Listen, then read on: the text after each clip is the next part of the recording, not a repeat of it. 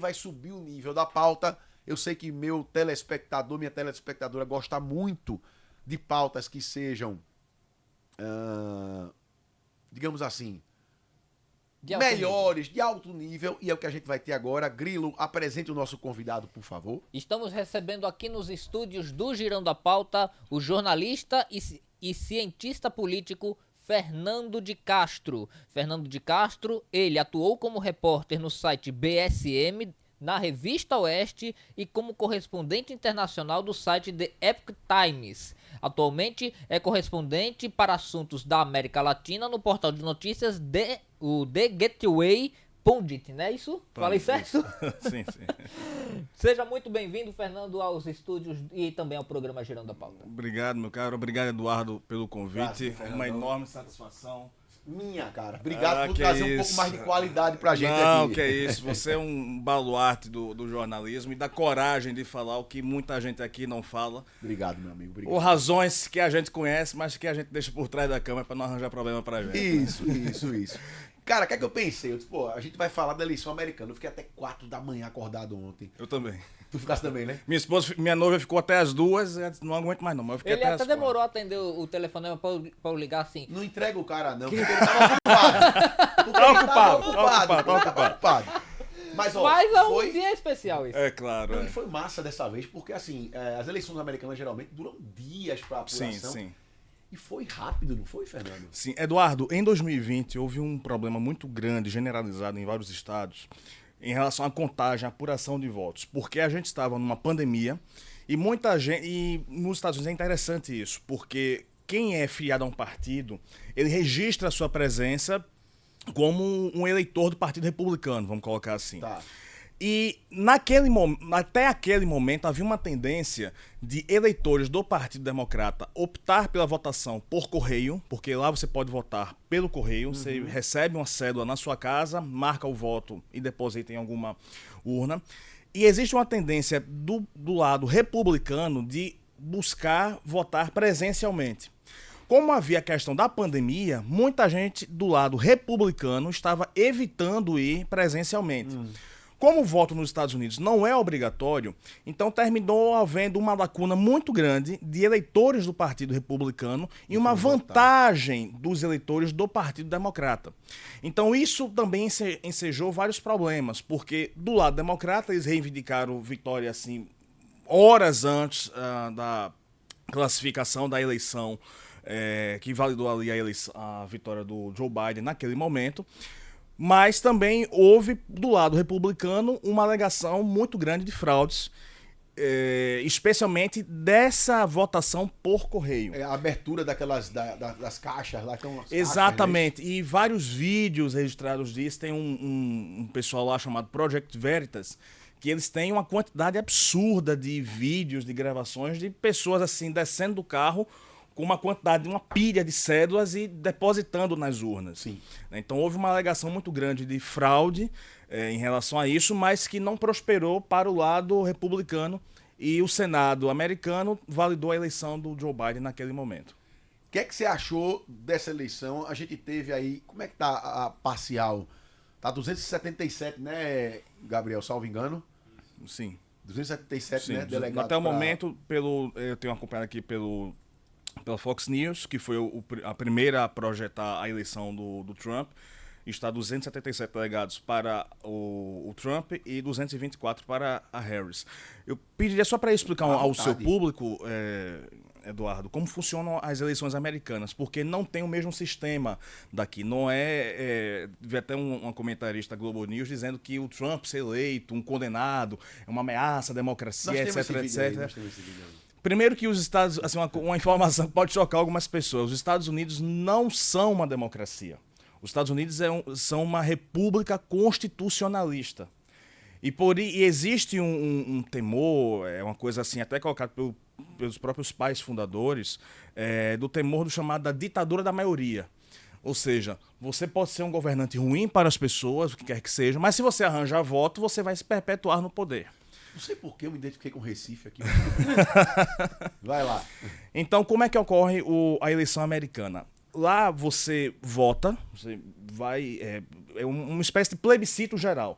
Lá você escolhe presidente, você escolhe senador, governador, você escolhe o prefeito do condado, diretor-geral do Tribunal de Justiça, enfim, é uma votação muito O ampla. representante na Câmara, que esse seria, na lógica, os deputados também, Sim, né? da Casa dos Representantes, os candidatos ao Senado e por aí vai. Mas em relação à representação do Poder Executivo, né, vamos colocar assim, você escolhe o seu candidato e em ele alcançando o número de votos, ele ganha o número X de delegados no seu estado. É aquela história Que é de um the número- winner takes it all, né? Isso, Quem vencer exatamente. no estado leva todos os delegados do estado. Exatamente. Você ganha os delegados daquele estado, que começa a constituir os representantes. Então é por isso que nós estamos aqui falando em delegados, 200 e tanto. Por quê? Quem conseguiu o número de 270 delegados, ou seja, 270 representantes dos vários estados, ganha a eleição. Por isso que lá não é uma democracia, não pode ser chamada de democracia, porque é uma república constitucionalista. O voto lá é indireto. Então, o Trump, em 2020, não alcançou o número de 270 delegados. O Biden, sim. E por isso mesmo foi eleito. Dessa vez, o Trump alcançou 277 delegados, já é proclamado vencedor, e a projeção é que ele deve encerrar a eleição com 315 delegados. Mais do que ele ganhou em 2016 Mais contra do a que Hillary contra a Clinton, né? Hillary, que foi uma eleição também muito acirrada. Um outro dado interessante que cabe também pontuar aqui, Eduardo, é que o Trump vence a presidência, o Partido Republicano alcançou maioria no Senado, Tava com vendo agora na 52 Fox. representantes, e a Casa dos Representantes está prestes a ter também uma maioria do Partido Republicano. Até o momento, foram eleitos 197 representantes Isso. do lado republicano e 177 do lado democrata. A gente fala representantes, mas aqui, colocando para o Brasil, seria como se fossem os nossos deputados Os federais. senadores e os deputados federais. Então, exatamente. Trump entra turbinado.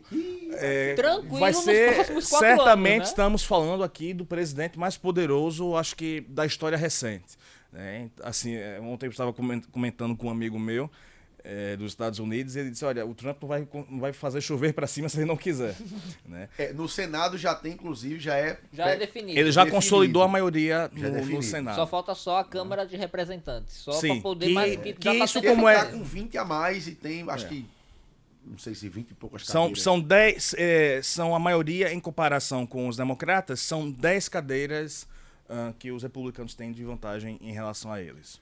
Vem cá, aí vamos lá. Primeiro sobre a eleição.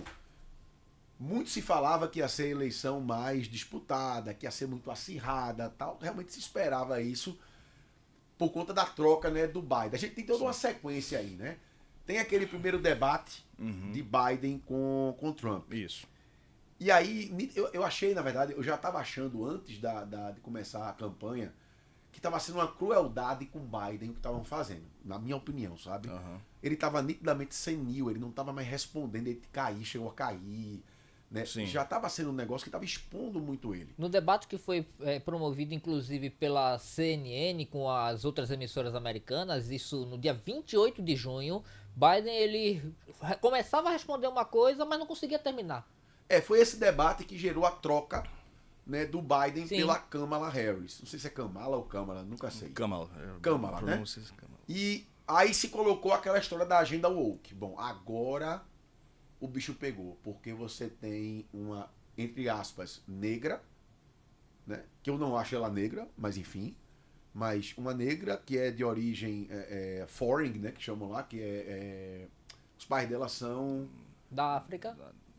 Não, tem um paizinho, mas tem um país certinho. Ah, certo. Ela é miscigenada, né? E ela teria muitos votos de mulheres, da população negra e também dos imigrantes. Isso. Eu queria essa palavra, imigrante. Mas o que se viu depois foi uma contra-resposta do povo americano de que não aceitava muito essa agenda woke. Essa leitura, na tua opinião, é a leitura que realmente aconteceu ou você viu diferente? Sim, Eduardo, é exatamente isso que aconteceu. Contextualizando um pouco aí Por favor. do que você falou. Primeiro que aquele debate do Trump e do Biden não é corriqueiro nos Estados Unidos da forma antecipada como aconteceu. Sendo que os democratas forçaram um pouco a barra para verificar se o Biden teria condições de seguir na corrida, porque ele já dava sinais de demência mesmo. Então meio que foi o termo é próprio demência. Partido Democrata que se articulou para poder organizar aquele debate de junho da Sim, CNN. sim, foi o próprio Partido Democrata, porque eles viram que as chances de o Biden não conseguir sequer continuar, assim, fazer campanha, assim, havia um problema físico Cara, dele que maldade mesmo. com ele, pô. Então, Um senhor de 80 e poucos anos. velho. jogaram ele lá no debate, teve aquele resultado, foi um fracasso absurdo. E nas primeiras horas após o debate já se falava em substituição, Sim. né, da candidatura do Biden. O lógico, a coisa mais lógica que deveria ser feito era uma nova primária interna para definir o candidato. Certo. Sendo que houve um problema. Naquele momento do debate do O Biden, pós-debate. o Partido Democrata já havia arrecadado mais de 200 milhões de dólares em doação para a chapa Biden-Harris. Boa. E se você indica um outro candidato, vamos colocar, sei lá, colocasse o Tim Wise para disputar. Tá? E O não, ao invés- patrocinador ia dizer, pô, não foi esse cara que eu apoiei. não, Eduardo, ele sequer pode ter acesso a esses fundos. Ah, é? Ele não acessa esse fundo. Tá. Se você doou para a chapa, sei lá, Biden-Harris, pode fazer a troca. A Harris pode vir como cabeça da chapa, que foi o que aconteceu, Sim. e ela indica um outro vice. Aí tudo bem, ela acessa o fundo. Mas se a chapa for completamente acabada, o candidato escolhido não acessa aquele dinheiro. E, Por falar em dinheiro, subiu! 6,18 bateu o dólar nesse momento. 6,18. Ó, não vai... Tô falando pra você. Ou vai fechar a bolsa... Tem que fechar a bolsa. Calma, não, mas fechar a bolsa não adianta muito não também não. Porque aí não tá falando de bolsa caindo, Ah. nem subindo. É dólar. Ou vai bater 7, mas desculpa lhe interromper. Então, essa parte do fundo eu não sabia. Sim, o candidato não acessa o fundo. Então, abrir mão de 200 milhões de dólares é uma grana. Não, inclusive, quando a Kamala tentou, em 2020, ela tentou lançar a candidatura à presidência, ela abriu mão da candidatura dela porque havia acabado o dinheiro. As doações dela caíram e ela abriu mão. Né? E como houve aquela questão do George Floyd e tal, então isso inspirou o Biden a convidá-la para ser vice. Voltando para 2024. Então, Biden teve aquela performance muito fracassada e decidiram que não, a gente tem que se substituir, fazer uma solução caseira aqui, porque a situação não está boa para a gente. Então, o alto escalão do Partido Democrata, vamos colocar assim, optou pela Kamala. Harris. Que teve até a influência do ex-presidente Barack Obama também, não foi? Teve certa influência, mas o Biden decidiu não, digamos assim, não participar diretamente da campanha dela, seja pelo cansaço, seja pelos assessores do Biden que não gostam da Kamala. Eduardo, Eduardo, uma Olha coisa aí, ó. que a imprensa daqui omitiu Sim. por um longo tempo, que me impressiona muito, é o quanto que o Biden e a Kamala se odeiam. Olha, se nesses 4 anos a Kamala Harris participou, sei lá, de 10 reuniões com o Biden, foi muito. Foi muita Bota aqui coisa. na Fox News no YouTube. Porque eles estão direto passando o ao vivo do Senado e da Isso. Câmara Federal, digamos assim. Vai lá, desculpa aí. É lá do eu não Capitólio. sabia disso, eu não sabia Então eles disso. sempre tiveram uma relação muito ruim. Tanto é que ontem saiu até na Globo falando disso. Que a Câmara, ao longo desses 4 anos, como vice-presidente, ela perdeu muito o protagonismo que tinha.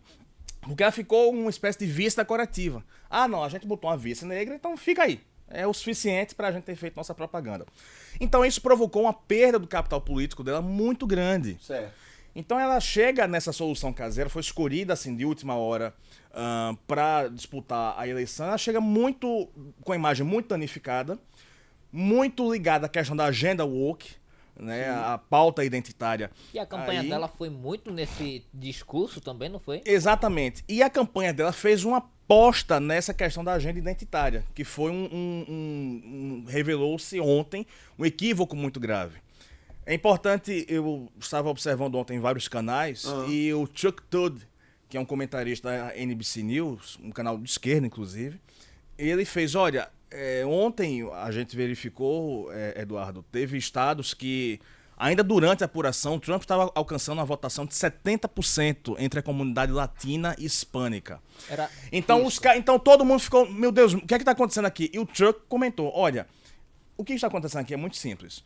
A Câmara, a campanha da Câmara olhou passou a mensagem para os latinos da agenda identitária. Enquanto a campanha do Trump tratou os latinos como trabalhadores. Que é isso que eles querem. Se o cara se muda para os Estados Unidos, Eduardo, ele não tá buscando que o filho dele vá para a escola, para trocar de gênero. Ai, o Joãozinho vai voltar para casa, Mariazinha. Não, o cara vai para os Estados Unidos e é assim, eu quero dinheiro, eu quero grana, eu quero trabalhar, eu quero comprar o meu carro, eu quero sobreviver, eu quero mandar uma grana para os meus pais que estão lá, sei lá, no Haiti. Perfeito, Fernando. Perfeito. Então, o cara é latino, ele não tá ligando para a agenda woke. Então, o recado foi muito grande. E surpreendeu, inclusive, até os próprios democratas, porque mostra que, geralmente, né, os latinos, os negros, votavam muito no Partido Democrata. E Sim. essa eleição não. Essa eleição mostrou que foi o contrário. Mas é o que ele tá isso dizendo. seria um desgaste desse discurso da chamada agenda woke também, no mundo inteiro também. O pessoal viu que, com o governo Biden, que foi eleito através disso, qual foi a melhora que eles tiveram? Eles perceberam que isso não traz melhora. O que é que traz melhora? Meu irmão, é o que Trump fala. Eu morei lá nos Estados Unidos como trabalhador e como estudante. O que melhora é ter emprego, pô. O cara tem que ter emprego, velho. Os Estados Unidos é considerado o país da oportunidade. Porque tu chega lá, no mesmo dia tu tá trabalhando. E eu acho que foi isso que essa agenda woke meio que caiu nessa história, né? Aconteceu duas coisas muito graves em simultâneo, né? A economia dos Estados Unidos começou a dar sinais graves, a inflação lá está muito em alta, e a inflação, até o próprio aprendi isso com o ministro Paulo Guedes, é o imposto mais perverso que há, porque ele ataca diretamente o pobre, né? Então, a forma mais eficiente de mensurar a carga tributária é você entrando no supermercado. Se você está comprando menos coisa é porque o imposto está atropelando você. Verdade. Então o dólar, que é uma moeda muito forte, que é uma moeda que as pessoas, os americanos têm muito orgulho do dólar, porque você é uma moeda que você consegue... Sabe, hoje você, com R$1 aqui, você não faz nada, mas se você com dólar, você consegue comprar alguma coisa lá. Na Argentina, né? Então, Jesus. Exato. Então o dólar, a moeda estava tendo esse enfraquecimento por causa da inflação alta. Os empregos sumindo. E, por outro lado, uma aposta, um protagonismo muito grande dessa agenda identitária, essa coisa toda. Então, os americanos pararam para fazer o seguinte cálculo. Peraí, o governo está focando na questão da agenda identitária, de trans, e colocar essas pessoas em espaço de poder. Tudo bem, mas o que é que isso está trazendo de benefício para a minha casa, para a minha família? Isso. Nada. Aí chega o Trump e diz, olha... Não vai ter agenda woke nenhuma e eu vou garantir para vocês empregos. Vamos trazer empresas de fora para gerar empregos locais, para vocês não precisarem ficarem se mudando para outros estados para procurar emprego. Os caras, ele fez isso, eu quero que faça de novo. Na reforma tributária que ele tocou no governo passado, o Trump executou um programa, que me foge à mente agora o nome do programa, mas que foi o seguinte, ele chamou empresas para investir em 8.000 cidades, tá? Para gerar empregos locais. Porque qual era o objetivo dele? Foi logo no começo do governo dele, né? Era descentralizar o dinheiro. Então, ao invés das pessoas ficarem focadas, sei lá, em Wall Street e tudo mais, não. Sei lá, vai para o Missouri, vai para o Mississippi, gera emprego lá, tá? Vai para Nevada, gera emprego lá para a comunidade local, abre vagas para a comunidade local. Então, isso gerou uma riqueza muito grande para os próprios americanos, porque houve uma atração e aí ele reduziu impostos para atrair essas empresas, várias isenções fiscais, que resultou num alto índice de empregabilidade, superando assim vários números que haviam projetado. A taxa de desemprego nos Estados Unidos entre 17 e 19 foi muito baixa. Foi. Em 2019, os Estados Unidos chegou a ter a menor taxa de desemprego dos últimos 50 anos. Sim. Né? Então isso foi um êxito que se pode colocar diretamente ao Trump. Então, que é uma gestão de um empresário, né? Exato. Quando eu morei nos Estados Unidos lá, eu me surpreendi positivamente com o seguinte, como é que é a história lá?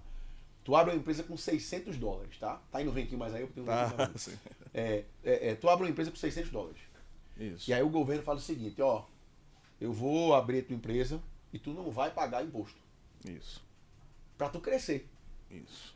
Quando tu começar, eu me lembro desse valor, quando você começar a faturar $120 mil ao ano, que lá eles fazem a conta ao ano, né? Isso. Ou seja, $10 mil por mês, aí você começa a pagar imposto. Mas peraí, se você contratar 2 pessoas, continua zerado o imposto. Eles incentivam o empresário a contratar. Lógico, tem um patamar que, salvo engano, é 1.200.000 ao ano, que você tem que pagar imposto e tem que ter não sei quantos funcionários. É um incentivo a fazer isso. Cara, quando eu terminei lá a faculdade lá, que eu fui trabalhar nos Estados Unidos, eu morei em Orlando nessa época. Sim, sim. Meu amigo, você passava ali em Orlando, era contratando. Você escolhia. Eu fui frentista de posto de gasolina, eu quebrei pedra, eu fui pedreiro, eu limpei esgoto, eu lavei banheiro de lanchonete. Tudo que você possa imaginar. Sim. Só que veja, Foi na época de Clinton, não foi? Clinton foi o melhor presidente. Eu estudei na época de Clinton. Quando eu estudei nos Estados Unidos, era a época de Clinton. Quando eu trabalhei lá foi 2003. Então já era foi George Bush. W. Bush Jr. Sim. É quando teve a guerra do Iraque, lá aquele escambau todo. Só que veja, mesmo com guerra, você tem uma consciência do americano que ele quer o seguinte, bicho, o presidente, não é de Clinton mesmo. Eu escutei isso de um cara do Texas, o cara com um chapéuzão lá. Eu não tô nem aí se o presidente tá fazendo o que ele tiver na vida pessoal dele, não. Eu quero a economia forte, minha família protegida e emprego. Acabou. Se ele garantir isso pra mim, tô nem aí o que ele faz. É diferente do Brasil. Só que eu acho que realmente esse recado, quando eu tava vendo ontem, não sei se tu sentiu isso, a madrugada foi passando, né? Eu fui controlando o sono. E eu comecei a ver, eu digo, lapada. Eu digo, puta merda, daqui a pouco tá tudo vermelho nos Sim. Estados Unidos, né? Sim. Naquele mapa que estavam apresentando. Uhum. Na mesma hora me veio esse sentimento de que, rapaz, o maior recado está sendo dado. Porque você junta isso com Disney, com Toyota mais recente, várias empresas abandonando a agenda woke. Isso, exatamente. E aí você vê uma votação expressiva dessa, porque veja, diferente da primeira eleição de Trump, na primeira eleição de Trump ele ganhou os delegados, mas não teve mais votos Perdeu. que Hillary. Isso. Agora ele teve mais votos e ganhou os delegados. Exatamente, ele está prestes a. Já está acontecendo. E quando isso se encerrar, o Trump deve encerrar essa eleição vencendo também no voto popular. Ou seja, se os Estados Unidos fosse também uma democracia direta, o Trump também venceria essa eleição. Diferente de 2016, que a Hillary foi eleita no voto popular, mas isso pouco importa, porque o que importa mesmo são os delegados. Mas eu queria pegar um pouco esse teu gancho, Eduardo, porque a mim me parece que vai haver agora, né, se a esquerda quiser continuar perdendo cada vez mais poder, vai haver agora uma espécie de reforma interna, pelo menos no Partido Democrata. Porque qual o recado que as urnas nos Estados Unidos estão dando nesse momento? Olha, a agenda woke não enche barriga. A gente quer uma economia forte, uma segurança forte, uma imigração controlada, porque os próprios imigrantes que estão lá de forma legal, eles estão revoltados com o Partido Democrata. Porque o que eles estavam fazendo era basicamente importando eleitores. Entrava um monte de gente de forma ilegal. Sim. E os caras forneciam hotéis para os caras, hospedagem, auxílio financeiro. Mas não emprego. Mas não emprego. Então, peraí, o cara que é imigrante legal, que sofreu bastante, enfrentou várias dificuldades para conseguir visto, cidadania, etc, etc, fica diante de um criminoso, um cara que está dominando o bairro dele, que veio da imigração ilegal.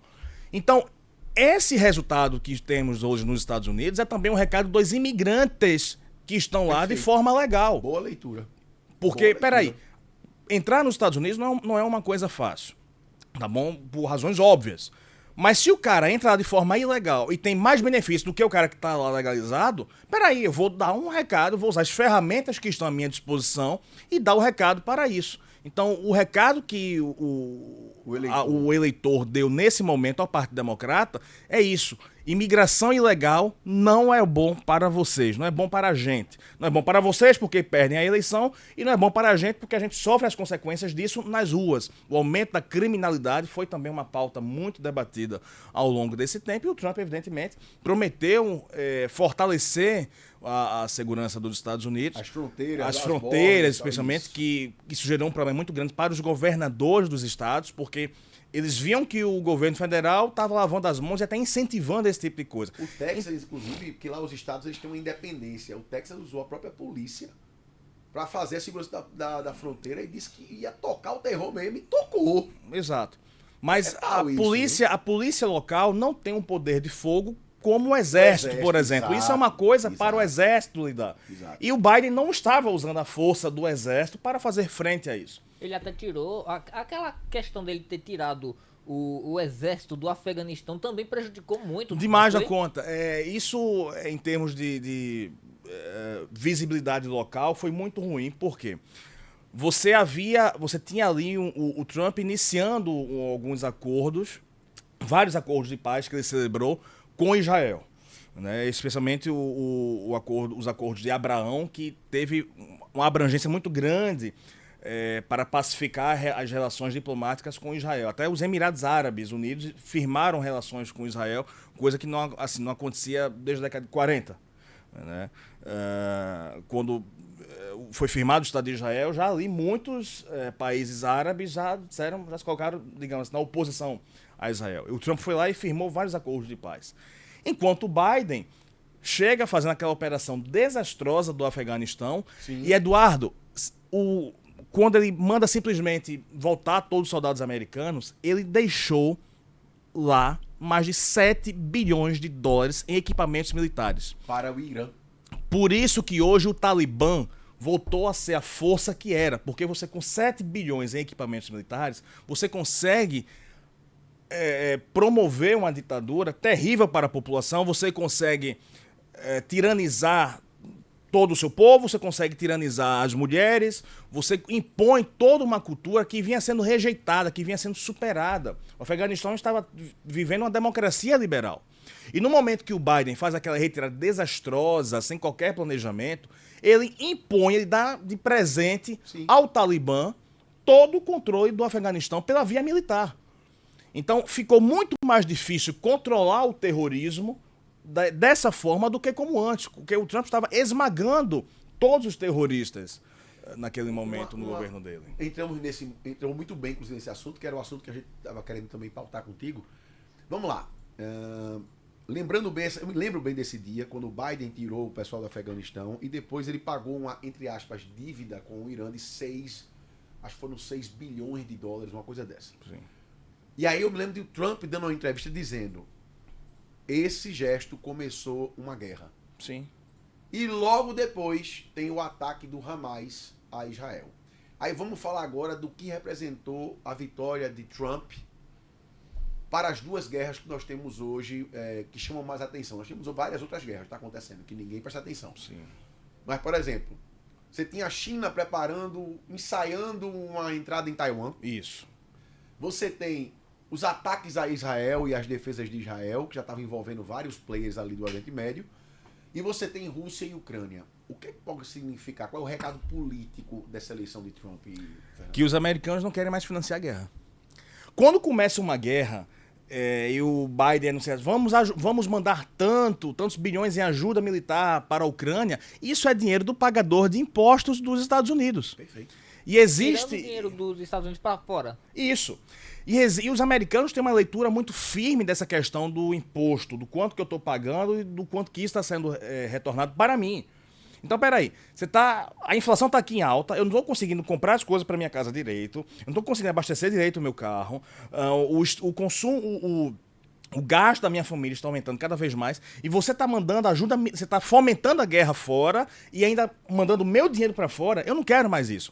Então, o recado que essa eleição traz é: Trump, volte a fazer acordos de paz como você estava celebrando antes, porque isso significa uma redução do financiamento da indústria da guerra e uma concentração do poder financeiro dos Estados Unidos para os americanos. É America for Americans. E não há nada de errado com isso. Eu tenho visto, por exemplo, aqui no caso da Argentina, Eduardo, muita gente reclamando: que a vida para o brasileiro está muito ruim, isso aqui. Gente, os argentinos votaram para que o Milei fizesse um bom governo para eles. Exatamente, claro. Se você quer um bom governo no seu país, vote para que haja um governo que traga benesses, traga bons resultados para o seu país. Perfeito, claro. Se você vai para outro país, dance conforme o tango.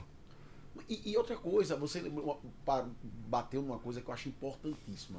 Porque a ideia que todo mundo tem é que Trump vencendo, ele vai pra guerra com todo mundo para poder acabar as guerras.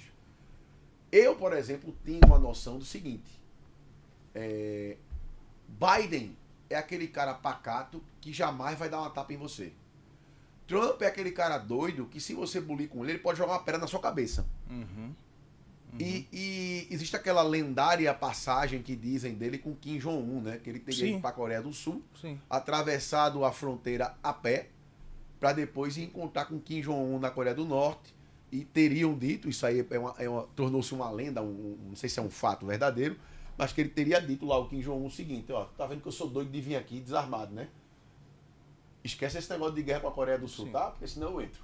Exato. Ele O passou. recado é esse? O recado é esse. O recado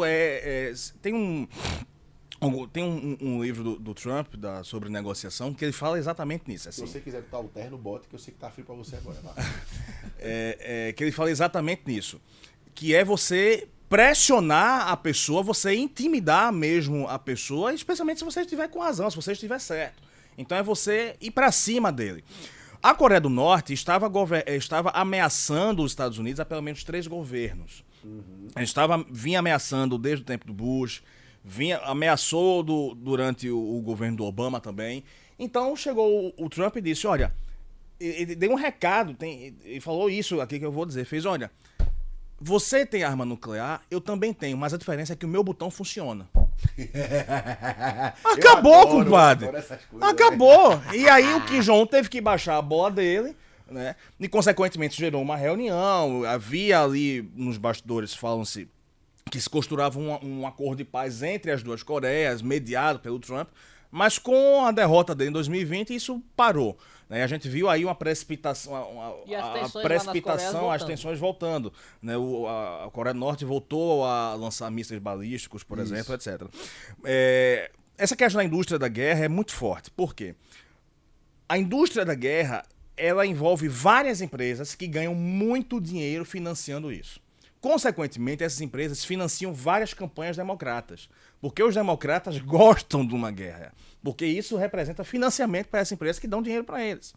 Então, no momento que você tem um Biden mandando bilhões em ajuda militar para fora, tem que ter alguma empresa fabricando tanque, fabricando munição, fabricando arma. Então, tem muita empresa ganhando muito dinheiro com a guerra na Ucrânia, com a guerra em Israel. E o público em geral pensa que é o contrário, entendeu? Que Trump e os republicanos é que são os armamentistas que querem que gastem dinheiro com guerra. É o oposto. É totalmente o oposto, porque se o Trump fomentar a guerra, ele vai para a vala comum que estão os democratas hoje. Perfeito. Então o Trump conseguiu muito êxito com os acordos de paz.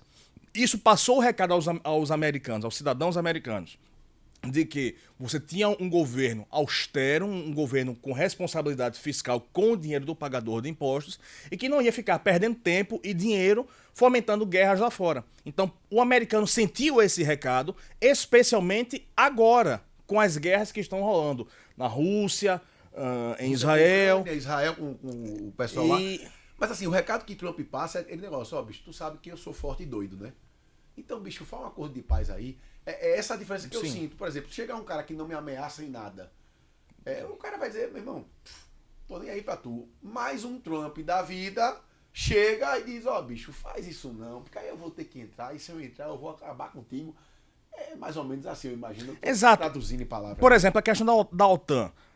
Havia os países que integram a OTAN precisam pagar pela sua participação. Sim. E havia ali, quando o Trump assumiu em 2016, havia um déficit absurdo. Ele chegou para os países e disse, olha, se vocês não pagarem a gente, simplesmente eu vou me movimentar para vocês saírem do acordo. E os países voltaram a pagar pelo acordo. Peraí, existe uma cláusula que se você for agredido, a OTAN imediatamente precisa intervir. E você não quer pagar por isso? Você quer o benefício, mas não quer arcar com a despesa. Exatamente. Né? Então, essa questão da indústria da guerra, ela provavelmente deve ter agora com o Trump um arrefecimento. Porque o recado que ao menos as urnas deram foi: resolva para nós essa questão das guerras. E o próprio Trump já disse, se eu fosse presidente, a Rússia não teria invadido a Ucrânia e o Hamas muito menos teria invadido Israel. Porque você tem visto durante o governo Biden, demonstrou uma fragilidade. Olha, a fraqueza atrai agressividade, tá certo?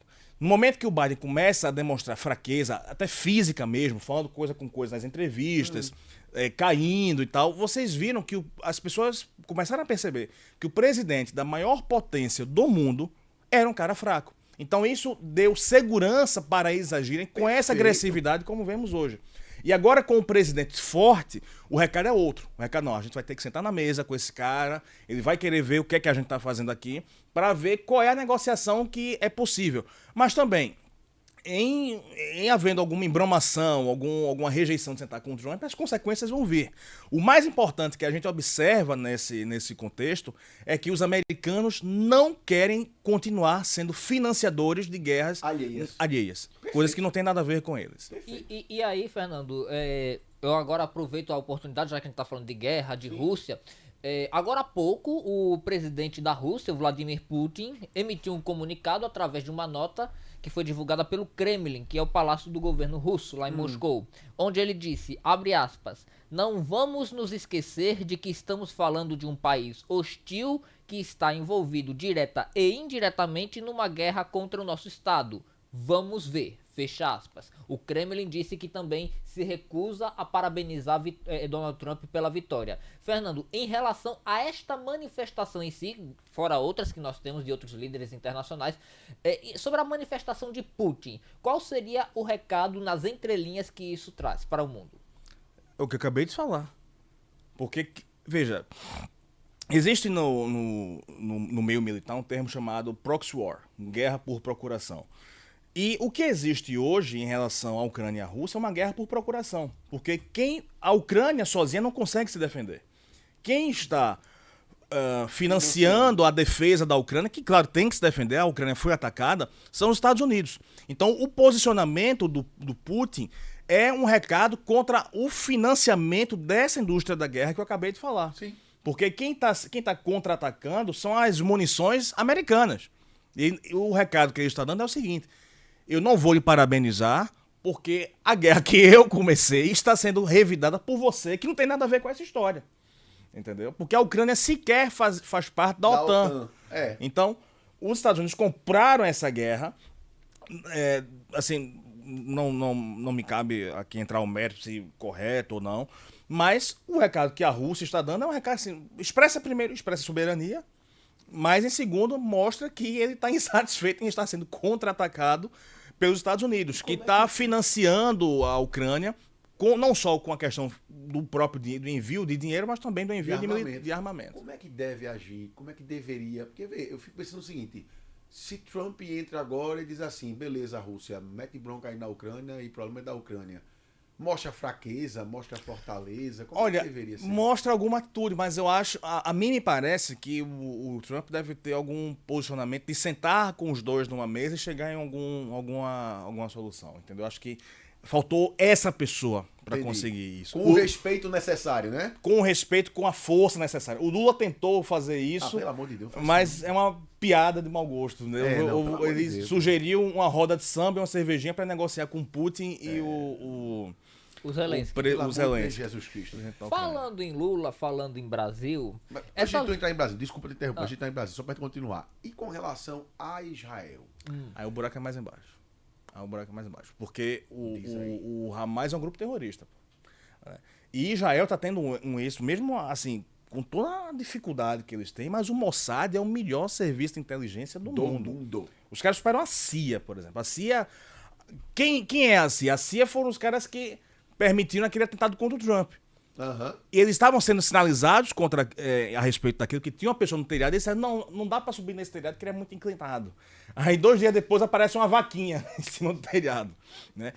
O Mossad, ele Eduardo, as ações do Mossad são cirúrgicas. Os caras explodiram os outros com walkie-talkie. Com walkie-talkie. Eles fazem, veja, você sabe como foi que eles montaram aqueles walkie-talkies? 2 anos antes, eles abriram uma empresa de fachada lá em Gaza e começaram e verificaram que havia uma demanda dos integrantes do Hamas de comunicação. Não tinha como os caras usarem o WhatsApp, que permitia rastreio. Isso. Então eles começaram a vender walkie-talkies com explosivos dentro. Eles identificavam a pessoa, não, esse cara é integrante do grupo terrorista, vende esse aqui pra ele. Ah, não, tem um civil que tá querendo comprar. Vende esse aqui que não tem um explosivo, mas dá pra rastrear esse aqui. Quando começou a guerra, os caras começaram tá certo, vocês vão tirar onda com a gente? Tá bom, espera um pouquinho.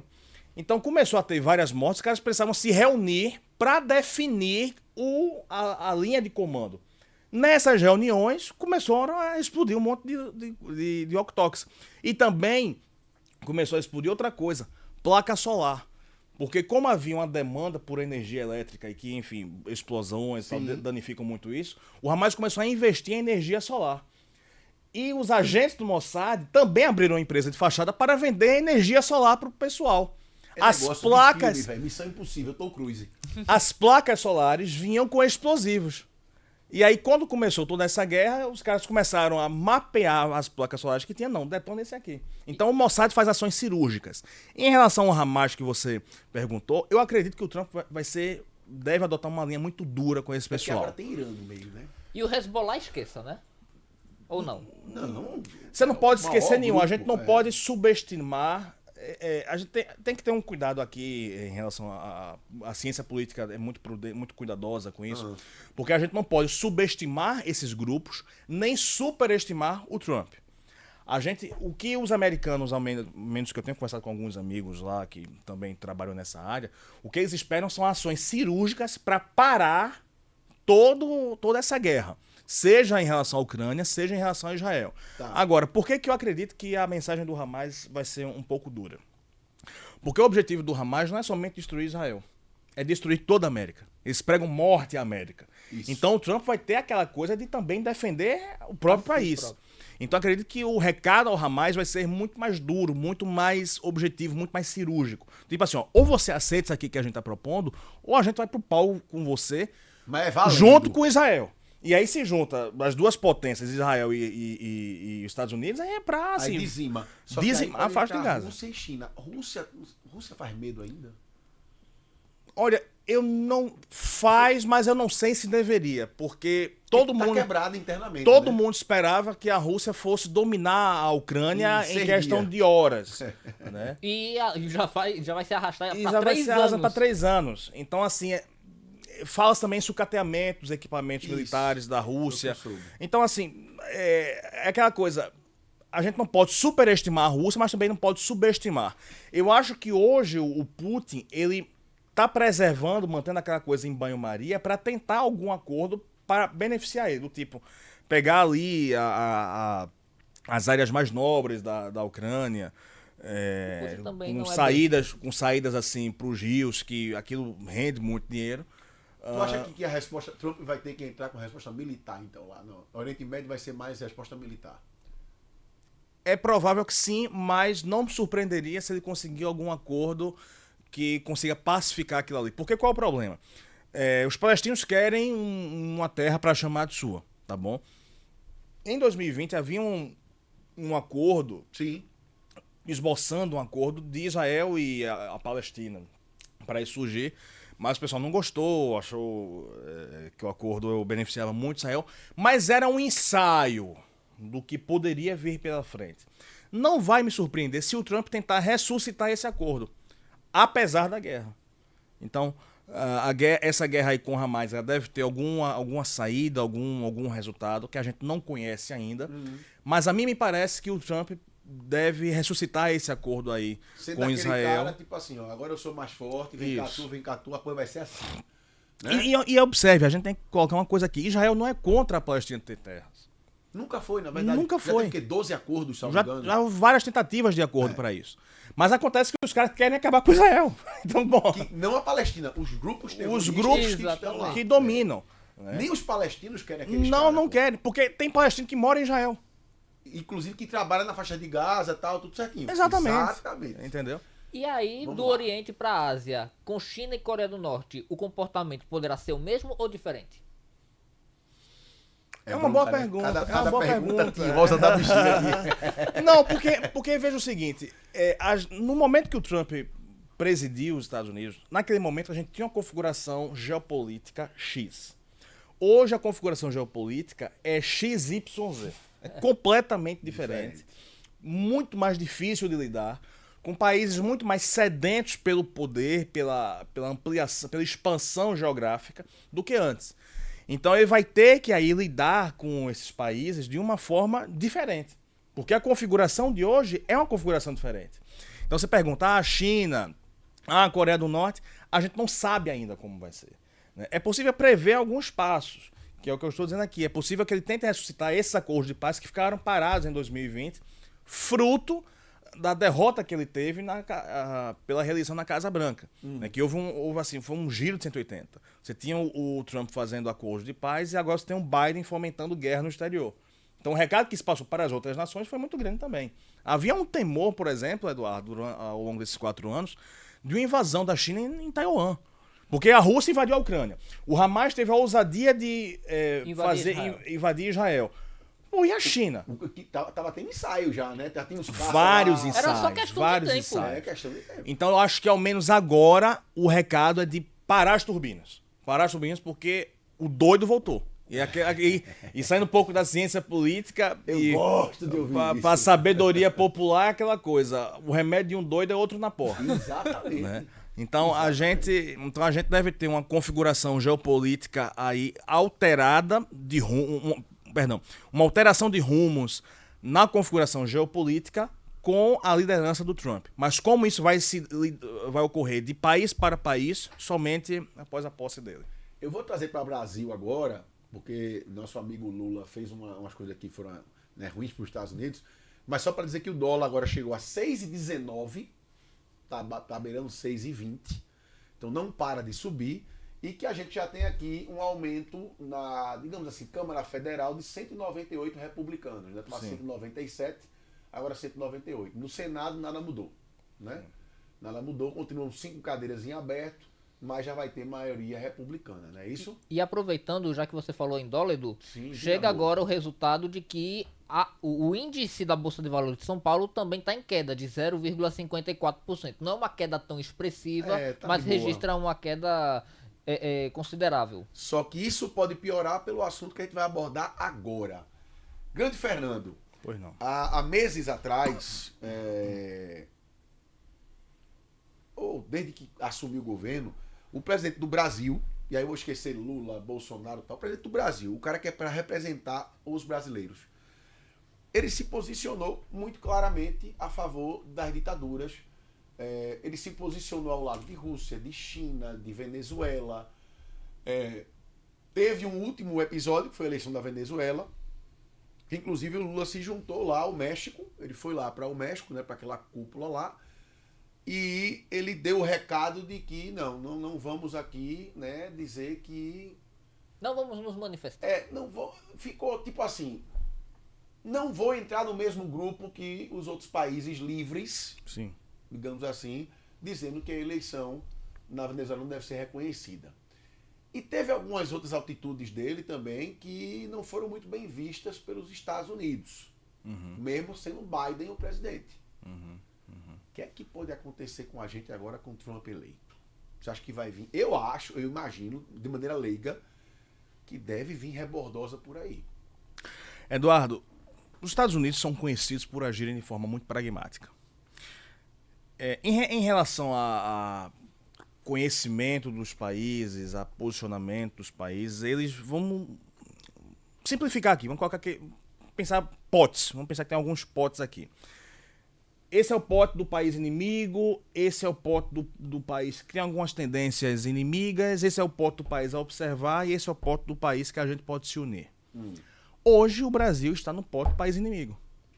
Especialmente por permitir a expansão de países ditatoriais para os BRICS.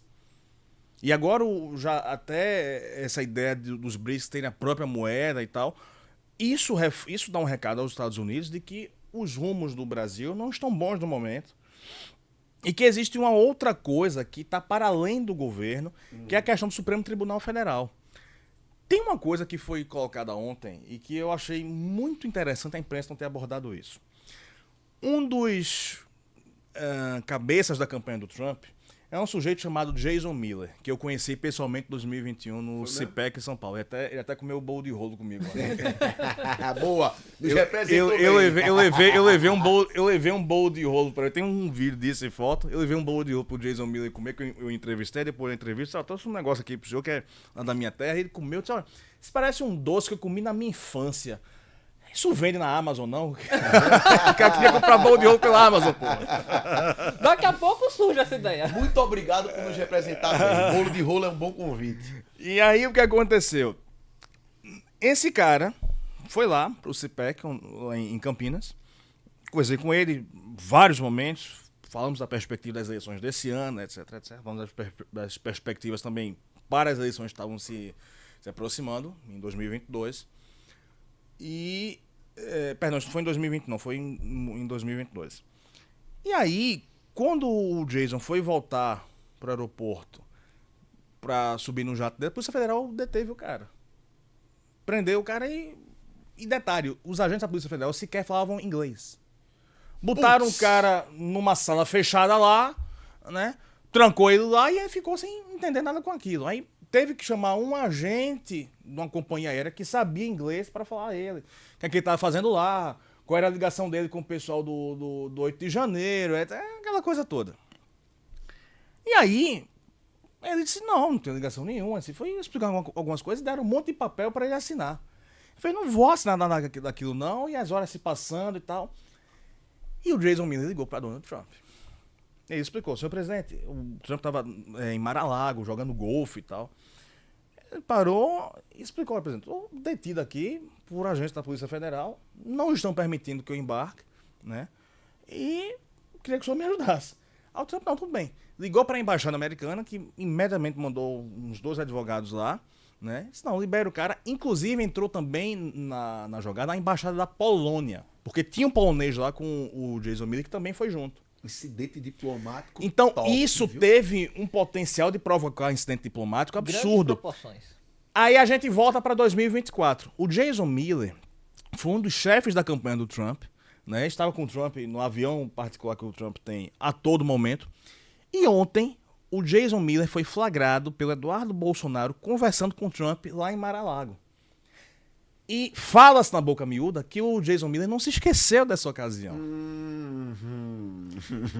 Então, você soma essa ação da Polícia Federal com o Miller e o comportamento da diplomacia brasileira, incluindo o Lula chamando o Trump, um dia antes da eleição, de nazista. Então, os rumos do comportamento geopolítico que a gente deve ter dos Estados Unidos em relação ao Brasil, o cenário que tem hoje não é favorável, não é positivo. Porque você tem o Brasil fomentando a Venezuela a todo custo. Exatamente. Validando as eleições na Venezuela, como o PT fez. Que o Lula não teve coragem de dar a cara a tapa, Exatamente. mas usou o PT para isso. Exatamente. O PT validou a eleição da Venezuela. Se eu estiver mentindo, senhores, por gentileza, PT, PCdoB, me outros partidos de corrijam. esquerda também. Não, é exatamente isso. Você tem o Brasil fomentando a entrada de vários países ditatoriais nos BRICS. Fez essa Com a jogada Venezuela. fez essa jogada de cena que a Venezuela não pode entrar nos BRICS, mas é questão de tempo para eles dizer, não, a Venezuela tem que entrar porque o Trump ganhou nos Estados Unidos. Vão arranjar algum miguezinho desse. Então, todos os pontos... Você compreende, Eduardo, que todos os pontos que nós temos até agora desfavorecem o Brasil e dá margem para que a postura dos Estados Unidos em relação a nós seja um pouco mais incisiva? Eu pensei, inclusive, em medidas até de financeiras. Não sei se bloqueios de importações, não sei se... Eu não sei se seria para tanto. Tá. Porque uma sanção, por exemplo, é um ato diplomático muito grave. Mas eu vejo que, em relação a negócios para o Brasil, em termos de empresas, deve haver uma dificuldade na questão tributária. Eu vejo o Trump taxando produtos brasileiros, algo nesse sentido. Inflação aqui no Brasil, Para consequentemente, dar vai algum subir recado. mais, né? E aí a gente sofre, porque o dólar vai estourar. E já tá, né? Mais do que já E ainda está. tem a questão lá do Twitter, porque veja, o Elon Musk. Elon Musk foi o maior... Cabo eleitoral. Não, e não só isso. Financiador também. Financiador de campanha. E eu tô achando que o cabeça de ovo vai ter problemas. Como é que isso vai se aplicar aqui com essa vitória de Trump, Fernando? Como é que ele acha, né? Porque É, não é... é, A gente faz a pergunta, mas como é que vai ser, Fernando? Bota, lasca o cara. Né? Fique à vontade. Olha, eu acho que vai ter alguns cancelamentos de passaportes, Eduardo. Então, quem é que tava falando disso aqui no chat? Ah, alguém acertou aqui. E John Lee Smith botou dificuldade para conseguir visto, por exemplo? Não. A questão de imigração para. Eu acho que, na verdade, vai ter uma facilitação da imigração legal. Por incrível que pareça. Da imigração legal. Da imigração legal. Quem quer entrar lá de forma legal. Porque se o cara tá tudo certinho com o documento, se o cara, sei lá, vai fazer uma análise das redes sociais dele, vai ver que tá tudo certinho, não vai ter bem por que isso. Tá. Né? E outra coisa, o cara que vai para lá, especialmente para trabalhar, os Estados Unidos vão precisar de mão de obra, porque existe uma tendência de o Trump resgatar aquele programa financeiro dele, de trazer as empresas de volta para os Estados Unidos. Até empresas que estavam na China, ele buscou trazer de volta para gerar emprego para a comunidade local. Sim. Então, o cara que é um imigrante legal, que quer entrar lá de forma legal, talvez possa ou manter do jeito que está hoje, ou até facilitar. Porque vai precisar de uma mão de obra um pouco mais especializada, um pouco mais técnica em relação a isso. Então, eu não vejo nenhum terrorismo. Em 2016, disseram, não, vai ser impossível entrar nos Estados Unidos. E as pessoas continuaram entrando normalmente, sabe, com seus passaportes, mostrando seus documentos, se comportando da forma legal, se comportando em conformidade com a lei americana, com o que determina a Constituição americana, e não houve nenhum terrorismo nesse sentido. O que prejudica os Estados Unidos não é a imigração legal, é a imigração ilegal. E isso explodiu durante o governo Biden. E nós temos aqui vários, por exemplo, eu trouxe esse gráfico, Eduardo, que Se houve quiser colocar o gráfico, é só mandar houve uma, eu mando para Álvaro manda para Gabriel. Vou mandar para Álvaro aqui, para a gente projetar, que é um gráfico muito, muito interessante sobre a votação que houve em vários classificações de divisão por sexo, por imigrantes, etc, Dos etc. A eleitores divisão mesmo. do voto por parte dos eleitores. Acho que seria interessante a gente projetar aí.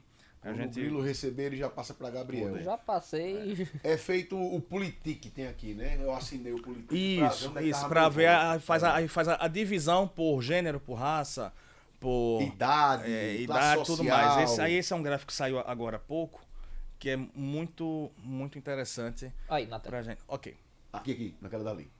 Na cara dali. tá aqui, né? Isso. Ok, o pessoal consegue ver, Tá né? vendo aí? Tá vendo Pronto, no ar. olha cá. Isso. Esse gráfico aqui esse gráfico aqui, ele mostra a adesão do voto Mulheres brancas. de mulheres e homens latinos, tá certo? E o voto também de mulheres brancas. Olha só, o Trump alcançou com homens brancos 59%, mulheres brancas 52%. Homens negros, ele teve 20%. Mulheres negras, teve 7%. Agora, olha que interessante. Homens latinos, hispânicos, 54%. Virou o jogo.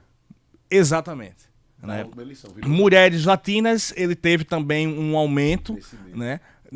Crescimento, embora a Kamala tenha alcançado. Mas o que é interessante a gente abordar nesse gráfico? A comunidade latina, de um modo geral, era esperada alcançar algo como 90%, tanto de homens quanto de mulheres, Pra Kamala. para Kamala. E não foi isso que aconteceu. Faltou combinar com os eleitores.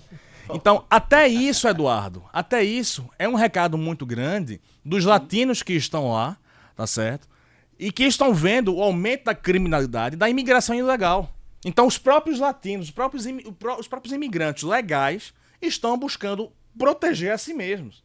Então, o recado que esse gráfico traz é justamente isso, de que houve um aumento da votação tanto dos homens latinos quanto das mulheres latinas. E que isso não era esperado. Assim, havia projeções de o Partido Democrata fazer uma votação assim, explosiva nessas comunidades, e não foi o que aconteceu. Eu tô torcendo muito pra gente tá começando a ver, porque assim, a história, a gente tá vivendo a história, tá? E a história, ela é muito longa. Então, por exemplo, você tem ideia, quanto tempo tem a Terra? Bilhões e bilhões de anos. 4,5 bilhões de anos. Há quanto tempo o Homo sapiens existe na Terra? Milhões. Não, 200 mil anos. 200 mil, né? Só. Entendeu? Numa linha temporal, a gente É uma nada. poeira é nada, pô. Só que nessa linha temporal menor ainda, você tem essa agenda, o que a gente chama de agenda woke, começando há o quê? 10 anos atrás? Mais ou menos, Fernando? Não, o fomento dessa agenda começa anos. ali. O fomento dessa agenda começa ainda durante o tempo da Guerra Fria. Né? Anos 80, Escola de Frankfurt, etc. Tá. Sendo que Dos a hippies. maneira como ela se intensificou por agora, a gente diria que mais ou menos por 10 a 15 anos no máximo. E ela já está começando, na minha visão, eu torço para isso, começa a declinar. grandes empresas abandonando isso, vendo que isso não dá retorno financeiro. Essa história dessa geração neném, de que, não, o negócio é viver, isso vai acabar. Isso vai acabar. E eu acho que a gente está começando a ver. Porque assim, o exemplo é seguido, né? Então você segue sempre o mais forte, você segue. O seu exemplo sempre é o herói, concorda comigo? É o cara que. Quem é o exemplo do mundo ocidental? Dos Estados Unidos. Sim. Né? É o que determina tendências, digamos assim. E eu vejo, não sei se a minha visão está errada, mas eu torço para ela estar certa, Fernando, de que isso seja uma coisa que agora se torne, porque nós temos um movimento feito na Argentina, El Salvador, vai me ajudando, viu? Agora nos Estados Unidos, a volta da direita, na Europa, França é uma coisa... A França não eleger um presidente de esquerda é um negócio histórico. Histórico. Então nós estamos começando a ver no mundo algumas coisas acontecendo dessa resistência, digamos assim, a essa agenda do eu posso tudo, tu pode nascer mulher, virar homem virar mulher, não sei quem, não queima lá, que é a coisa todinha, mas isso não é produtivo para a humanidade. O recado, eu posso então, estar errado. Eduardo, o recado que essa eleição traz para o mundo é que a economia precisa funcionar, o crime precisa ser controlado, Certo. e a agenda identitária não tem essa importância que o mainstream tenta dar. É só isso. Perfeito. Não tem... existem analistas que ficam tirando argumentos, não existe. Porque o Trump fez isso, porque o Elon Musk... Não, houve um cansaço da população americana em relação à agenda identitária, que não agrega em nada, que é uma coisa extremamente subjetiva, que está prejudicando as pessoas, inclusive em Olimpíadas. Tem homens recebendo medalhas no lugar de mulheres, tá certo? E existe o cidadão médio, o cidadão comum dos Estados Unidos, não tá assim, I don't care. Antes, em 2016, a gente teve o chamado Black voto... Lives Matter. Em 2016, a gente teve o chamado voto silencioso, voto tímido. As pessoas que iam votar no Trump, mas não se exibiam, não botavam nenhum voto, nem nada do tipo. Hoje, esse voto é I don't care. Eu não ligo pra sua opinião. Eu não ligo se você vai me chamar de fascista, de nazista, o que for. Eu vou sim votar nesse cara porque eu quero trabalhar, eu quero que meu dinheiro renda, eu quero prosperar, eu quero uma casa boa para os meus filhos, eu quero viajar, eu quero um bom carro. É só isso. E eu não quero sair na rua e tomar um tiro de um maluco que veio lá de fora, passou pelo muro, pela fronteira, e a gente nem sabe o nome desse cara. O recado é esse. Claro que existem muitas análises, muito o que ser pensado e avaliado a partir desse momento. Mas o recado que veio, avassalador da forma como veio, Eduardo. O cara fez o cara tá fazendo a Câmara, o cara tá fazendo o Senado, elegeu a maioria de governadores, ganhou no voto popular. O recado é muito simples, não é muito objetivo. Em estados culturalmente que votam no Partido Democrata, que já foi um recado gigantesco. Sim. A Pensilvânia, por exemplo, que é um estado extremamente decisivo, quando eu vi que virou o Trump, eu disse, acabou a eleição. Não tem mais o que se falar. Quando assim, eu fiquei observando assim, Ohio, que começou com o Kamala bastante na frente, e Pensilvânia também. Eu fiquei, rapaz, eu acho que a Pensilvânia, né? A Geórgia também destacou. Mas quando eu vi avançando e o Trump chegando junto, eu falei, não, é inevitável isso acontecer. O mapa que eu projetei, até mandei pra você, Vinícius, o mapa que eu projetei, aparentemente... Você agora é Álvaro Vinícius. Me perdoe, me É perdoe. porque você misturou o grilo.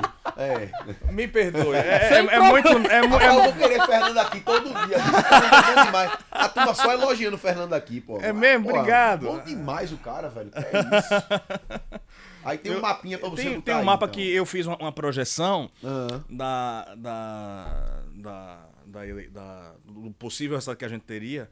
Eu quero dar uma olhada aqui. A gente vai botar com um mapa vocês lá, pra aí gente Gabrielzinho trocar ideia. ajeita aí com calma. Bicho, eu achei assim... Se eu tivesse fogo, os outros eu soltava. Porque eu tô dizendo, tem a torcida. A minha torcida não é por Trump ou sem Trump.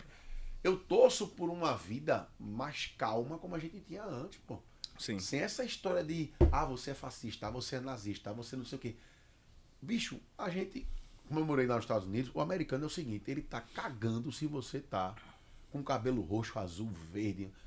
Irmão, ele quer sair, ele quer trabalhar, ele quer fazer o trabalho dele, ele quer receber pelo trabalho dele, quer ter segurança e acabou. Eu queria isso aqui no Brasil, bicho. Infelizmente, no país da novela, a gente não tem. É todo mundo querendo tomar conta da vida de todo mundo. E acima de tudo, Eduardo, o americano também, complementando isso aí que você falou, o americano não quer que influências externas negativas quebrem os valores que ele considera caro para si. Os valores da família. Veja, o que constrói uma sociedade, Eduardo, É a família. não é a agenda woke, não. É família. A célula máter da sociedade são as famílias. E a esquerda sabe disso. Porque não existe um código civil unificado para o comportamento das famílias. Eu fui criado de uma forma que você foi criado de outra e você de outra. Sim. Na minha casa, por exemplo, não teria problema colocar os pés no sofá desde que estivessem limpos. Talvez na sua casa não fosse assim. Na sua também não. Na minha casa, dia de domingo, é dia de missa. Perfeito.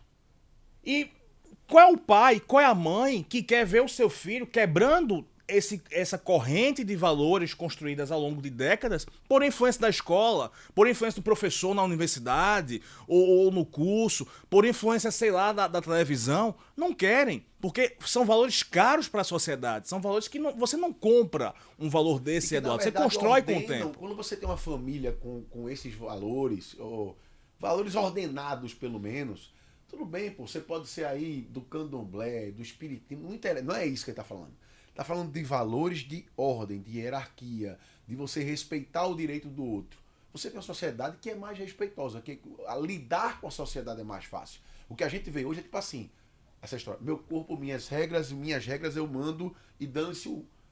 Aí você tem a zona que tem, é a anarquia que tá reinando. É a subversão de valores, e a esquerda entende muito bem disso. Porque como as pessoas, como não há um código civil para as famílias, e a esquerda precisa que se destrua os valores que constroem a família, então eles fomentam essa questão nas crianças. Então por isso que é importante, por exemplo, para a esquerda, ter essa manipulação ideológica nas escolas. Você dizer, acontece nos Estados Unidos, de você dizer para a criança, olha, se você quiser trocar de sexo, a gente pode fazer isso por você, não precisa nem da autorização dos seus pais.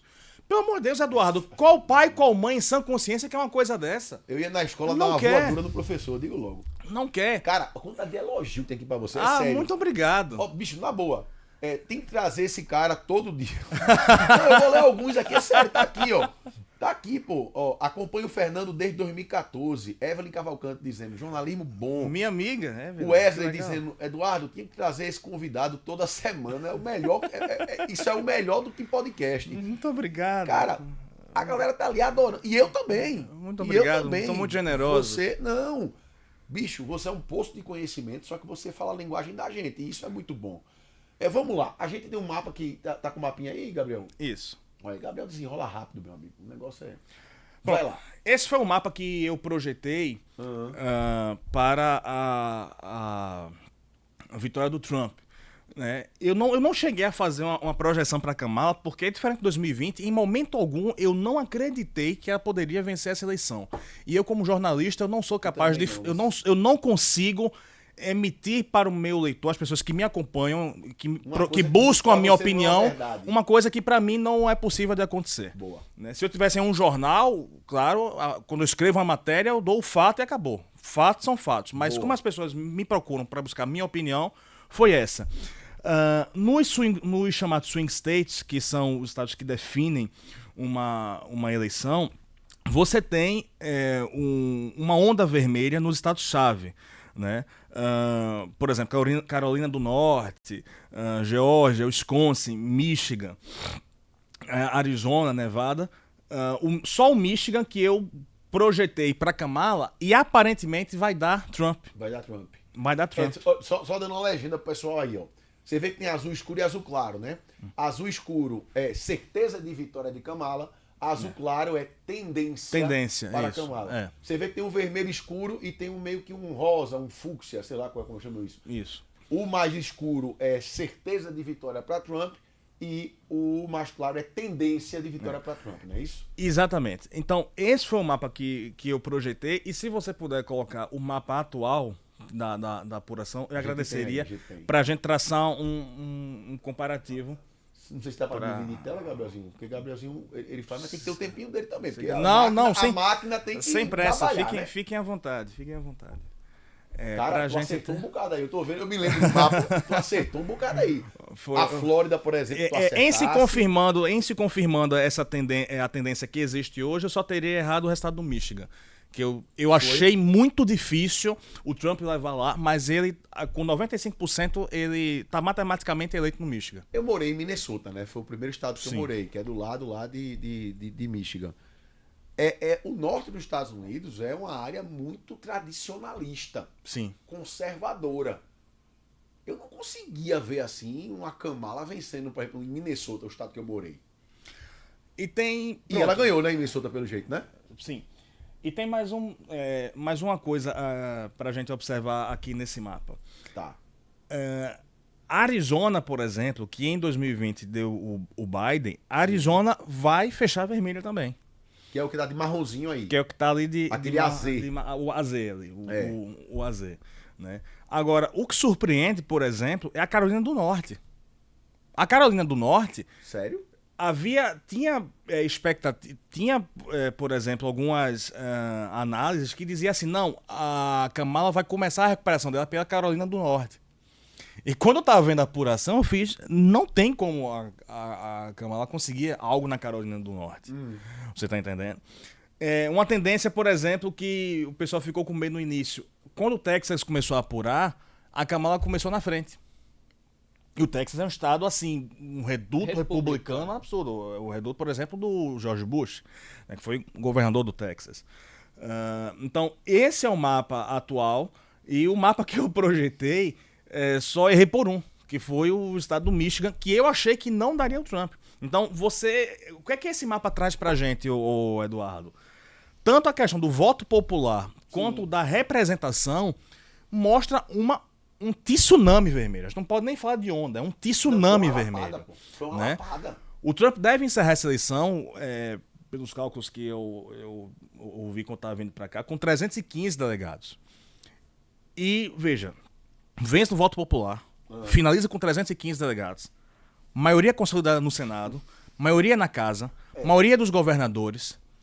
Eu acho que essa é a maior humilhação que o Partido Democrata sofreu desde a eleição do Reagan. Ronald Reagan, que era ator, né? E que foi eleito. Um brilhante presidente. E que foi um puta de um presidente dos Estados Unidos. Eu, da história recente, você entende mais do que eu, mas da história recente eu gosto muito do Clinton. Olha, cara, o Clinton, Ele foi um apaziguador mundial. eu falo do Clinton como o último presidente negociador do Partido Democrata. Boa. Porque ele tinha o problema das duas casas, né? E fazia o seguinte: se eu ficar brigando com esse cara, não vou conseguir aprovar nada aqui. Então ele era o cara conciliador, ele sentava com as pessoas, ele conseguia dialogar, que essa era a essência, até o Robert Kennedy Jr. estava falando sobre isso. A essência do Partido Democrata se perdeu, que era do diálogo. Que era você dialogar com as duas partes, buscar alguma saída. Buscou Né? até ter com o Barack Obama também, né? De certa forma, mas o Barack Obama ele é um neomarxista. E essa agenda woke houve muito avanço no governo dele. Exato. Entendeu? Exato. A agenda woke nos Estados Unidos não seria nada sem a gestão do Barack Obama. Não confunda o cavalheirismo dele, que ele é um lorde. É um orador absurdo. O Cara, gerenciamento dele. Não, com a ideologia mesmo, assim. Realmente, essa agenda woke cresceu muito em Barack Obama. Isso. Muito, mas muito de verdade. Isso. Tanto que quando veio o Trump, houve esse choque, todo mundo Trump isso, Trump aquilo, e depois voltou o Biden. O que eu acho, de fora, é que o governo Biden foi o que botou a última pá na ideia de que, não, vamos por essa identidade de não sei o que mais lá, essas coisas de hoje, que o país dá certo. Acho que a população americana deu o recado, não dá certo e eu não quero mais isso. Uau. Essa eleição é uma rejeição completa à agenda woke. Total. Entendeu? E Graças sabe onde houve também uma rejeição à agenda woke? Nas eleições municipais aqui no Brasil, Eduardo. Saindo um pouco rapidamente desse contexto. Por favor, fica à tá? vontade. Mas as eleições daqui, que mostram uma vitória do Centrão e uma vitória do PL, mostram uma coalizão do centro com a direita. Porque a esquerda não está sendo mais capaz de oferecer suporte para as demandas econômicas e sociais e de segurança que existe hoje. As migalhas não adiantam Tá mais. certo? Não é uma questão ideológica que nós temos aqui, é uma análise da realidade que nós temos. Perfeito. A gente vê, tanto nos Estados Unidos como no Brasil, uma explosão do crime organizado, que isso afeta diretamente o cidadão comum, uma explosão da inflação, ou seja, a economia com problema e as famílias pagam o pato por isso, e uma agenda social ineficiente que não tem trazido nenhum resultado palatável para o pessoal dizer, pô, mas pelo menos no social a coisa tá andando. Não é. Não tá andando em nada, cara. Porque se... Tá andando pra trás. Eu fui comprar café agora pra gente aqui, eu esqueci que eu tinha comprado, mas eu fui comprar café. 11 conto um pacote de café, pô. Esses dias a minha noiva estava no mercado, ela mandou uma foto aterrorizada com o quilo do açúcar custando quase R$5. Meu irmão, isso era 1 conto, pô, era R$1. E a fuba que tá perto dos 4 em alguns Sabe, lugares? aí veja, o dólar agora bateu 6,19, certo? Tá indo pra 6,20 o dólar. Agora baixou pra 6,18. Voltou a baixar pra 6,18. Amenizaram os ânimos. Não, mas entenda, nós estamos vivendo de um jeito no Brasil que eu acho que é o próximo recado é esse. Por exemplo, na minha visão, aqui no Brasil, mesmo a sua, o recado dado foi: polarização não vai adiantar mais. Isso. E essa história da assistência, do assistencialismo também está começando a perder força. O que eu acho que acontece em 26, você vai me corrigir porque você é o especialista. Se for Bolsonaro, se for Lula e for Tarcísio ganha. Pelo menos eu torço pra ele. E tu? Não, veja, eu não vejo. Tarcísio já falou que não se lança em 2026. Não vejo projetado. Daqui pra lá 26. pode acontecer alguma coisa, mas Ciência, a resposta dele é aqui. Né? Perdão, a política é a arte do possível Tarcísio e a arte. Zema na chapa, em Zema Né? como vice-Tarcísio presidente. Menino. Agora, em relação ao Bolsonaro, particularmente vou te falar uma coisa. Eu acho que ele derruba a inelegibilidade dele para 26. Era isso que eu Eu ia vejo, perguntar. eu Ele vejo derruba. o candidato em 2026, o Jair Bolsonaro. E tu acha que ele leva? Aí são outros 500. Ele Porque tem que, ele- ele tem que não cometer os erros que cometeu. Eu ia dizer agora, ele perdeu força nos últimos... O primeiro erro que ele cometeu, colocar de novo um vice militar. Ele não deveria ter feito isso. Para 2018 foi muito importante, porque ele precisava trazer as Forças Armadas para ele. Mas o recado já estava dado. O cara nomeou mais 3 mil militares em cargos de confiança. Tinha que ser já um mais articulador. Para o vice dele em 2022, teria que ter sido um civil muito, muito articulado. Por exemplo, eu me animei na época quando levantaram a possibilidade do Gilson Machado ter sido o vice. Eu acho que para o Nordeste teria sido... Embora, veja, matematicamente é muito importante isso. Matematicamente... Cara, eu tô besta contigo, vai lá. Matematicamente, o Nordeste não foi responsável pela eleição do Lula. Foi São Paulo e Rio. Quando você compara os números de 2018, 2022 com o Nordeste, o Bolsonaro cresceu exponencialmente aqui. Mas em São Paulo e Rio, ele caiu e o Lula cresceu. Quem deu a eleição pro Lula foi Foi o São PCC. Paulo e Rio. Foi o PCC. Quem deu a eleição pro Lula foi São Paulo e Rio. É sério É isso? sério, pode pegar os números. O Bolsonaro... E é óbvio, Eduardo, olha o desempenho que o PL teve nas eleições desse ano. O crescimento continua. É. A direita no Nordeste continua crescendo em relação a 22. Cara, a minha eleição, se você for pegar pelo esse lado de fora, quando foi a última vez que teve eleição, o vereador, eu tô me colocando muito pequenininho, né? Porque é muito pequenininho com relação à eleição presidencial, mas o fato do pernambucano confiar o voto a um partido que defende o empresariado, a geração de emprego e etc., isso tem um significado grande. Claro. Grande. Gigantesco. Entendeu? Aqui, assim, eu considero Pernambuco uma Venezuela. Eu considero. Pelo que eu vejo, o mercado da gente, você sabe que é dominado isso. quase que praticamente. É verdade. E assim, eu, pelo menos, eu vejo uma reação acontecer, entendeu? E muito pelo lado que você vê. O pessoal também não quer extremos, não. O pessoal quer agora resolução. É. Não quer briguinha. Quer resolver. Pô, o cara quer chegar e voltar a comprar um pacote de café por 3, 4 reais, que era o que comprava, pô. Isso. O cara quer botar gasolina por 3 conto. Eu acho que é isso que as pessoas estão querendo agora. E, assim, eu sei que a base da pirâmide ela é muito grande. Vide aí a eleição de João Campos. O que é que o João Campos fez? Fui pra turma do Passinho, que não raciocina muito bem, fiz lá o pão e o circo e tá eleito. Estruturou o voto dele, tá eleito. Mas, Eduardo, pegando aqui a eleição municipal, primeiro, Vá. até me esqueci de saudá-lo Não, pela não sua precisa saudar com eleição. ela, Eu fiquei muito, muito feliz também. Mas, em relação à questão local, eu volto um pouquinho atrás. Vá. O João Campos arrombou uma porta aberta. Eu vou explicar por quê. Em 2016, nós tínhamos 2 candidaturas na oposição. Daniel Coelho e Priscila Krause. tá? O cara que vota em Daniel também vota em Priscila. Então, se eles tivessem se juntado, talvez a chance de êxito pudesse ser maior. Corta para 2020. A gente tinha na oposição 3 candidaturas. A gente tinha o Mendonça, com chances reais de ser eleito, a delegada Patrícia e o Coronel Feitosa. Certo. Tá? Quando você soma os votos do Mendonça, quando a performance do Coronel Feitosa não foi muito destacante. Muito destacante, teve poucos votos. Mas quando você soma o Mendonça Filho com a delegada e o eleitor que votava em Mendonça votava em Patrícia, que eu pessoalmente vi muitas pessoas migrando de Mendonça para a Patrícia, a votação do Mendonça garantiria a ele quase uma eleição de primeiro turno. Então, a oposição, nessa disputa de egos, se permitiu que João Campos, um novato, um cara que ninguém conhecia, Verdade. um jovem que as pessoas olhavam com muita desconfiança, vencesse a eleição e colocasse no segundo turno a própria prima. O João Campos vai para o segundo turno em 2020 com a prima, uma disputa pão com pão. Enquanto Mendonça Filho tinha muito mais chance, muito mais know-how para destruir. Mendonça, num debate, destruiu o João Campos, porque o João Campos não soube fazer conta. Esse o engenheiro João Campos não sabe fazer conta. Eu lembro disso. Eu lembro disso também. Na TV Eu Jornal. lembro E disso. eu me lembro que eu usei até o termo, se a direita não se dividisse, tinha mais força. O mesmo Então, vale pra essa A eleição, tá? mesma Eu leitura vou- que você tá tendo, eu tive na época. E outra É coisa, impressionante. eu vou te contar uma coisa que aconteceu comigo. Eu conheço Daniel Coelho, de muito tempo. Daniel Coelho, nós temos um grande amigo em comum, que é um empresário. Eu tive com o Daniel Coelho em várias ocasiões, é um cara honestíssimo, eu tenho um enorme respeito por ele. Em 2020, Daniel Coelho me ligou, que ele, a princípio, ele ia se candidatar à prefeitura. E eu procurei inicialmente, depois ele me procurou, e quando ele me procurou, eu fiz, olha, Fernando, eu devo abdicar da minha candidatura. O que é que você acha que eu devo fazer? Eu fiz Mendonça, leve o capital que você tem para Mendonça, articula.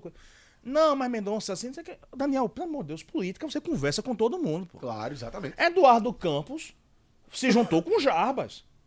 Tome isso como exemplo. Não, Mendonça, então, olha, eu acho que a candidatura de Feitosa não vai ter traço. Se você acha que deve ir com a delegada, vá. Agora, eu acho que não é a melhor saída. O que aconteceu? Dividimos voto que poderia ir para Mendonça, e um segundo turno de Mendonça e João, Mendonça levaria a eleição. Porque havia uma desconfiança muito grande em relação a João Eu Campos. votei em Mendonça. E a projeção. Aí o que era essa o mesmo. que acontece? João Campos percebe que ele ganhou numa eleição apertada, com a margem de desconfiança muito grande em relação por ele ser jovem, deputado federal e tal. E ganhou muito por um voto de rejeição ao PT. O voto anti-PT Sem o levou dúvida. para Muito isso. alta, Sem né? dúvida. Então o que é que ele faz? Investe no marketing absurdo, investe em praças, não sei o que, coisas que dá brilho nos olhos das pessoas, investe em carnaval, as pessoas, nossa, esse prefeito é maravilhoso. E começou a dar um índice de aprovação enorme para ele. Então, hoje, eu acho que para a oposição voltar a ter chance no Recife, vai ser muito difícil. Tem que se construir novamente, tem que ver como será feito isso. Talvez para 2028, se o João Campos realmente renunciar para disputar o governo, não sei. Talvez haja uma chance, porque eu não sei se esse vice dele é preparado para segurar esse pepino que é o Recife. Falam. Mas eu acho que é muito difícil. Então, assim, a gente vê tendências no Nordeste, de um modo geral, para a direita, mas existem ainda desafios muito grandes nas capitais e Recife está incluído nessa lista. E para 28, muito se fala, se não for o Vitor Marques, que aí vai depender do desempenho dele em 2 anos, caso realmente João vá para o governo Jesus do estado, Cristo, Vitor seria Marques. o irmão de João Campos, Pedro Campos. Muito se fala nos bastidores que pode ser isso. E aí, tendo alguém que seria da mesma família de João Campos, essa dificuldade se manteria, ou isso é algo que só lá no futuro a gente poderá ver? Olha, a mim me parece que há uma questão legal do Pedro Campos poder se candidatar a prefeito, se João Campos for governador. Me parece que há uma legislação eleitoral, Tomara que tenha eu mesmo. peço não sei perdão mas por tomara que tenha. não confirmar essa forma, mas a mim parece que há uma legislação eleitoral Pelo amor de Deus, pô. que proíbe a família de primeiro grau de buscar um cargo acima, digamos assim, entendeu? Tem uma pergunta. O Wesley mandou um superchat pra gente. Só que ele disse que mandou a pergunta no chat. Tu achou essa pergunta? Tu achou? Gabriel não existe na aventura. Isso é um nojento, pô. Ele já tem a pergunta e ele botou no ar já. Gabriel, você é pau, velho. Obrigado, viu? Ó, com um forte endividamento, desemprego, inflação, inchaço da máquina pública e desvalorização do real frente ao dólar. Fernando, você avalia que o Brasil pode estar à beira de uma crise iminente? Acho que já está em crise. Eu acho que nós já estamos em crise, Eduardo, Também porque, acho. vamos lá, a gente entra um pouco para a economia, mas também para o social. A gente tem uma explosão da criminalidade que tem acontecido, tem afetado toda a população. Basta você andar nas ruas e o que as pessoas falam é isso. Mas a economia, a gente tem um governo que adotou balizas muito equivocadas para a condução fiscal do país. Então você tem, por exemplo, o Haddad adotando um arcabouço fiscal em que é uma loucura, é uma iniciativa de economia que eu acho que nem o John Maynard Keynes acreditaria nisso. Porque ele primeiro gasta e depois arrecada para ver se vai ter dinheiro para isso.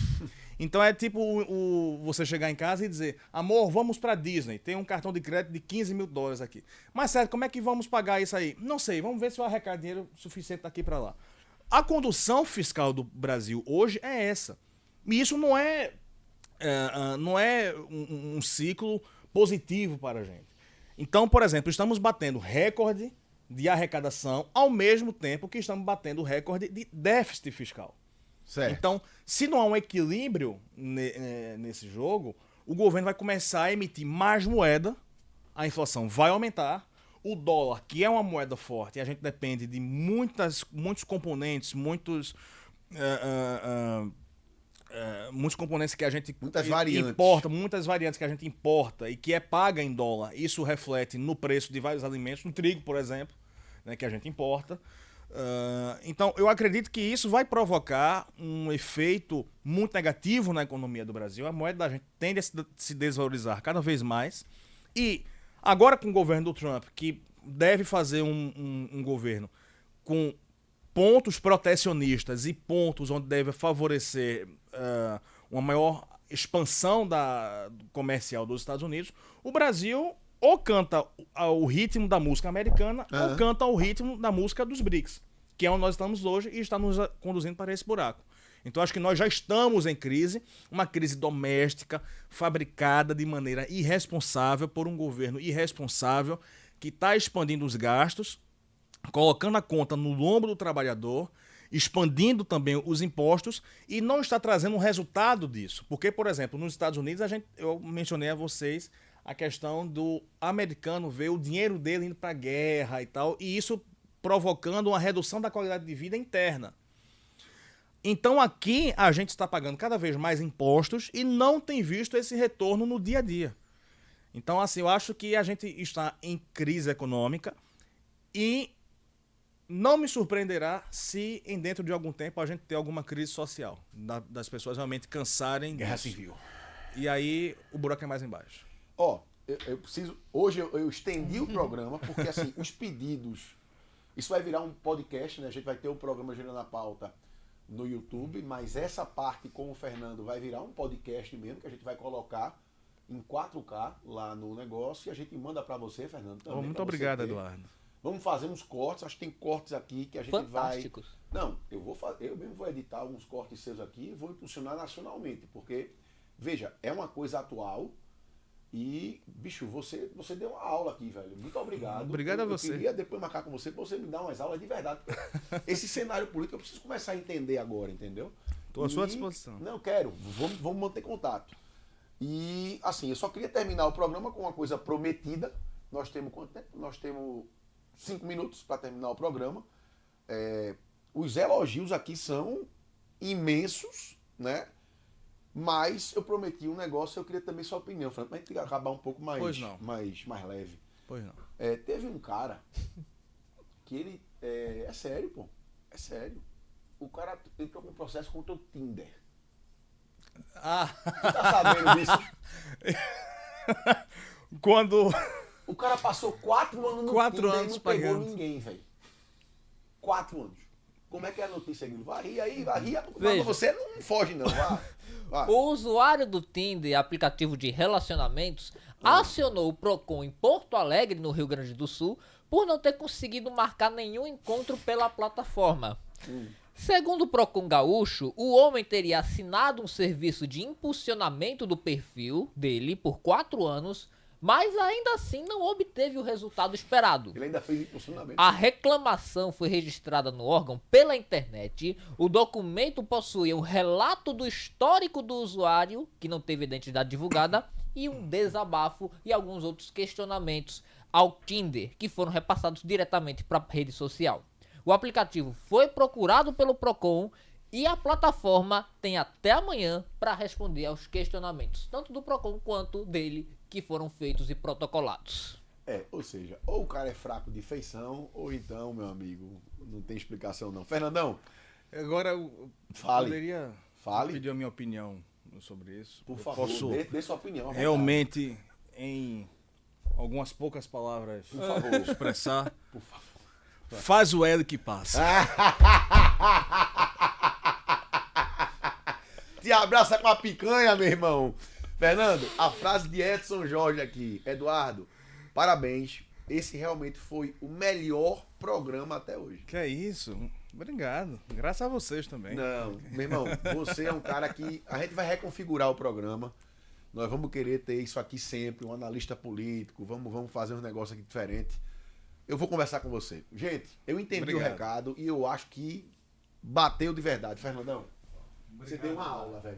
Muito obrigado a você e ao público que acompanhou a gente aqui, deu esse carinho. Bicho, Estou à disposição de todos vocês. a galera tá gostando mais de você do que de mim. Velho. Obrigado. Meu amigo Álvaro, obrigado. Gabriel, velho, obrigado. Você deu show hoje também, obrigado. O cara tá meio arriado ali, que eu passei a doença pra ele. E operou 2 horas de programa impecáveis. 2 não, 3. 3. 3 horas de programa impecáveis. Vamos subir esse podcast. Grilo, obrigado.